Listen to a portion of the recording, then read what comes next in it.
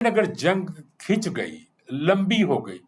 تو کس کا پلڑا بھاری ہوگا؟ آج ہی ہم باتیں کر رہے ہیں ناظرین، ہماری باتیں آپ کو یاد رہیں گی کہ ہم نے کیا کہا تھا۔ مغربی بلاک کے پاس معیشت اور اتحادیوں کی طاقت ہے، مشرقی بلاک کے پاس جغرافیائی قربت اور کم لاگت ہے۔ ناظرین، جس طرح مغرب نے ڈالر پہ گرپ رکھی ہوئی ہے اور یورپ نے یورو پہ گرپ رکھی ہوئی ہے، تو وہ جو بات پہلے کی جا رہی ہوتی تھی کہ اگر یہ تمام جو ہمارا مشرقی بلاک ہے، اگر یہ مل کر ایک کرنسی بنائے اور اس کرنسی پہ پوری طرح قابو ہو جائے، پھر طاقت کا توازن برابر ہو جائے گا۔ ناظرین، میں آج یہ بات کر رہا ہوں کہ اگر Iran, Pakistan, India, China, Russia اگر مل کر ایک بلاک بن کے ایک کرنسی کی صورت میں آ جاتے ہیں